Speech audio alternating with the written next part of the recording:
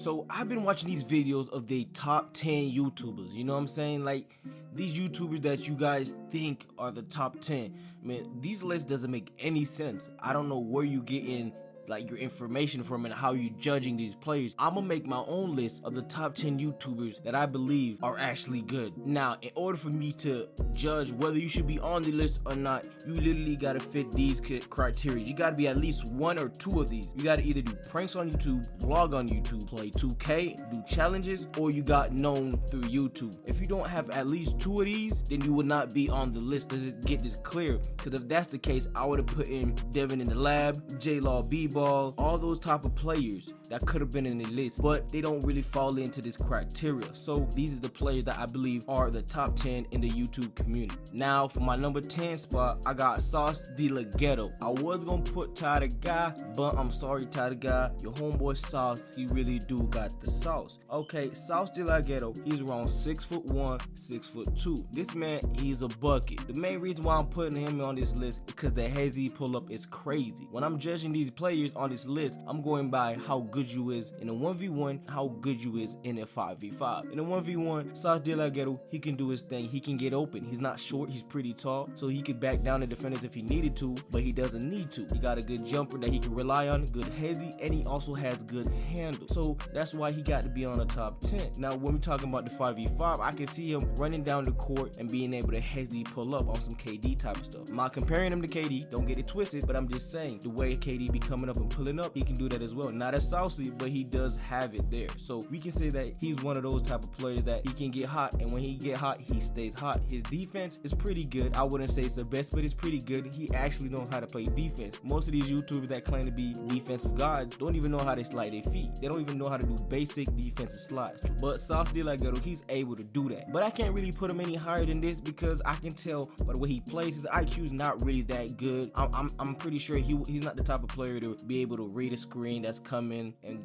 give you a pocket pass, or able to like change, like know when to switch off a defender. He's not that smart. I'm not saying anything, I'm not trying to be mean or anything, but you need more coaching in order to be higher, and you need a little bit more practice. But that don't mean you ain't good though. But that's why you in the number 10 spot. Now for my number 9 spot, it's gonna have to be Jay Jones. I was thinking about putting Trey, but Trey, you are way too inactive in the basketball scene for me to really put you on this list. You're not really even balling like that. It's like you're more on the podcast realms of thing, and you got other things going on. I can't really judge somebody that ain't really as active in the basketball community. But on Jay Jones is around 5'8". He's okay. You know what I'm saying? I ain't saying he the best, and I ain't saying he the worst, but he's an okay baller. He got the strap, don't get it fucked up. You know what I'm saying? He got the strap for the mid-range. You're not really guarding him from the mid-range. When we're doing 5v5, Jay Jones, you got the strap still, but it's not really as consistent, and that's to be expected. You're playing 5v5, you could get double teamed, you know, other things, there's other factors into a 5v5. So that's the reason why Jay Jones, you're a good player, but I can't really put you any higher than the 9th spot. You're better than Sauce De La Ghetto. Don't get it messed up. You will wash him. You know what I'm saying? You will just beat him, demolish his ass. But I'm just saying, I can't really put you any higher, just judging on the fact of how you play against people in 1v1 and 5v5. We're meshing these together to see how good of a player you are, and that's why you got the number 9 spot on this list. For the number 8 spot, we got Austin McBroom. Okay, y'all might think, why is he on the list? Austin, the dude from Ace Family? I mean, you probably might not know this, but he played D1 college basketball. You know what I'm saying? He was actually a good player, or he still is actually a good basketball player.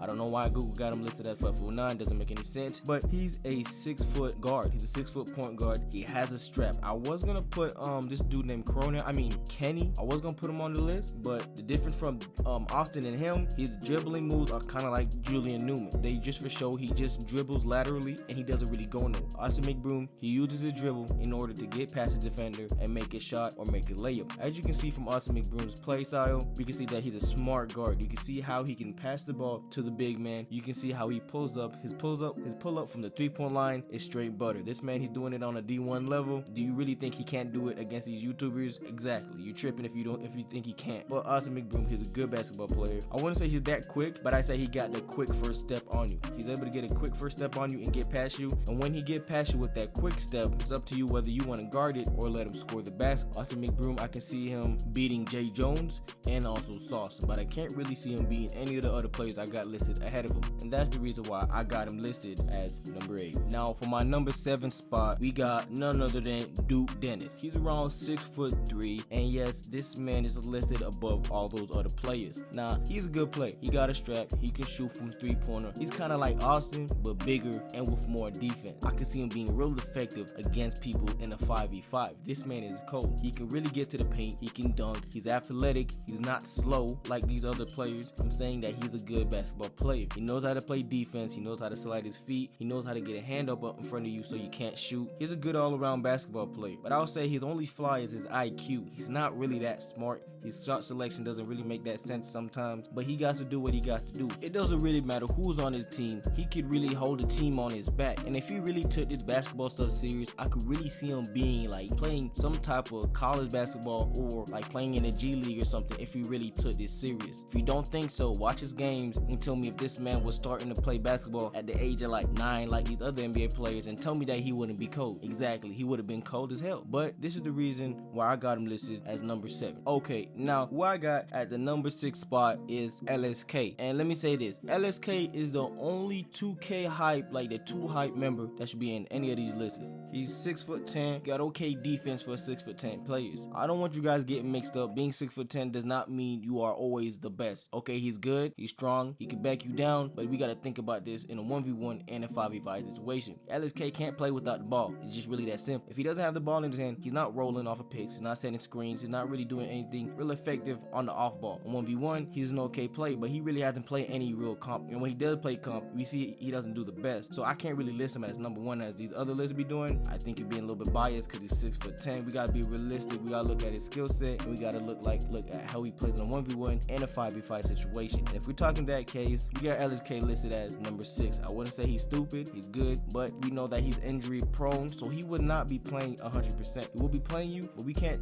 judge him being 6'10" and not playing at 100% and thinking he would be in the number 1 spot. It doesn't really make any sense. But other than that, LSK got a strap at the 3-point. You can see that he's able to rebound the ball out being at 6'10". He has okay defense for a 6'10" player. We can see he get a lot of blocks, but most of these things we see is on a 5v5 and not really on a 1v1. So that's the only reason why I got LSK listed at number 6. Now at the number 5 spot, who we got is Soluminati. Soluminati about like 6'6", 6'7". He's a good player. He played high school basketball, and we can see how good of a player he is. He can shoot the ball, and he can shoot it consistently and on people's face. I'm not gonna really judge him how he plays against Flight Reacts, because that's not really a good comparison. Anybody can beat Flight Reacts. Flight Reacts is not a good scale of how good of a basketball player you is. But what we can see is when he does play other comp. He did play some hoopers, some people that look like they can play for real, and one of his homeboy who played overseas, which you can see is good. I can see Soluminati playing great since he have the IQ playing in high school, and I can see him playing great in a 5v5 situation. He's able to get in the hole at any means, even if you taller than him. He can dunk, he can shoot, he can run, he can rebound. Pretty much he can do it all. If I see Soluminati playing against LSK, I believe Soluminati is winning. LSK is probably about 4 to 3 inches taller than Soluminati, and I do not see LSK really beating him in a 1v1 nor in a 5v5 situation. Soluminati is a dominant basketball player. He needs the ball in his hand to score, and that's probably the only flaw I can see. But other than that, Soluminati is straight water. He does have clamps, he can lock you up, and I believe Soluminati might be the best lockdown defender on this list, and that's the main reason why I got him listed as number 5. Now for my number 4 spot, I got T-Jazz. Before I even put him on the list, I was thinking to myself, can he really beat players that's real like mad tall, like Soluminati that's 6'6", or LSK that's 6'10"? And the answer to that is yes, he can. T-Jazz is listed as 5'9". I recently see him did a 1v1 against a 6'10" overseas player. He's going to the league, he's going pro, and I'm saying ain't no way T-Jazz can score on him this easy. He looks like he played better than LSK, so take that how you want, but if he can do that on that type of play on a 1v1, I'm pretty sure he can do that against other players, other YouTubers that are just YouTubers, you know what I'm saying? But other than that, T-Jazz, he's a great player. His handles might be the best on this list. He can get anywhere on the court if he needed to. He can score from the mid and from the 3-point line. His layup package is crazy. So he got acrobatic pro, you know what I'm saying? In a 5v5 situation, he's butter from the pull-up. All he gotta do is do a little bit of dribbles. He can get past you, score a layup, or he can play with you from the 3-point and pull. T-Jazz is a bucket, and I really can't see him not really being any lower, nor can I see him being any higher, because these players I got above him is real heat, and I can't really see him being above these players. But that's the reason why I got T-Jazz listed as number 4 on this list. Now for the player I got listed at number 3 is DC Heat. He's around 6'5", 6'3". He's only 18 years old, 19 years old, 102, and he is cold. This man got a fadeaway, he got a jumper, he got a 3, he got some handles. He's a smart basketball player. We see the level of competition he plays. Who's really beating him on this list? Let's be honest, I'm waiting. So, nah. LSK, nah. Duke, nah. None of these players I got listed under him is really beating him on a 1v1 nor on a 5v5. DC Heat is one of the smartest players on this list because we know how his IQ is. He currently plays, or he used to play, he plays high school basketball at a high level, and we can see that IQ is gonna transfer in his games. He knows what to do, he knows how to roll, he knows when to take his shot, he knows how to set a screen, he knows how to move his feet, and I don't really see anybody in this list beating him. And he really does take basketball serious, but he does fall into the criteria that I listed before. If you at least got 2 of these criteria, you are able to be on this list, and he falls into that list. So that's the reason why I got DC Heat listed as number 3. Now at the number 2 spot, we got Devontae Figueroa. I don't really know how to pronounce the last name, but he is cold. This man is cold. He fits into the criteria that I mentioned before. He's 6'2". He does play D3 basketball currently. I know you may think it's unfair, but he's a YouTuber hooper.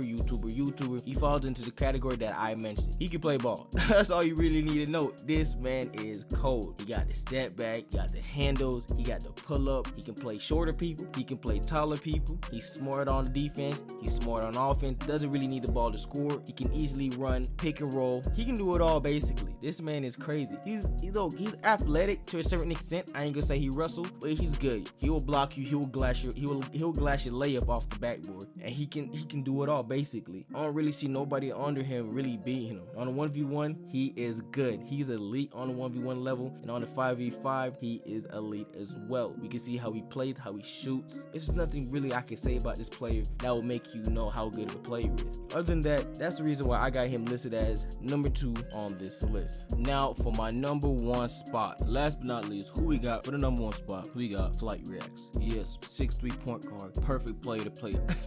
I'm just playing with you, he ain't even on the list. Let's go to the real number 1 pick. The person that I got is AJ Lapierre. I'm not good with the last names, guys, but I'm trying my best. He's around 6'5", and he is something to be noticed. You got to see how good of a player he is. Anybody on the bottom of the list is not seeing him. So, I don't think so. LSK, I don't think so. Devontae, you might give him a run for his money, but other than that, I don't see nobody on this list beating him. He's OD athletic. This man is gonna catch a body. Don't go under the rim with him because he will catch a body. He got a decent shot. He can shoot the mid-range. He can shoot from the 3. Defense, he is good. Don't jump up with him because he is swatting your shot. He's that good of a basketball player. I believe he plays D1 basketball. I don't know if he plays it currently, but he falls in the category of being a YouTube hooper. These players on this list either got known from YouTube, they do challenges, play 2K, vlogs, or pranks. And if you follow at least 2 of these, you are on this. You're considered a YouTube hooper. I can't consider coaches on YouTube because they don't fall in the category. I can't consider any other players. If that's the case, I would have considered like a bunch of good players, but I can't do that. So that's the reason why I got him listed as number 1. He's a good player. Nobody's really guarding him. He's quick, he's fast, and also he is smart. 1v1, you're not really seeing him because he's just too athletic. You really got to be taller than him and foul the hell out of him to even win 5v5. I don't really see nobody guarding him unless you're trying to triple team him. Then you're just not even playing fair at that point. But other than that, that's the reason why I got him listed as number 1. If you don't mess with the list, write down a comment down below what your list is and write down you think why this list is wrong. I don't think it's wrong. I think y'all just biased, but I'm out.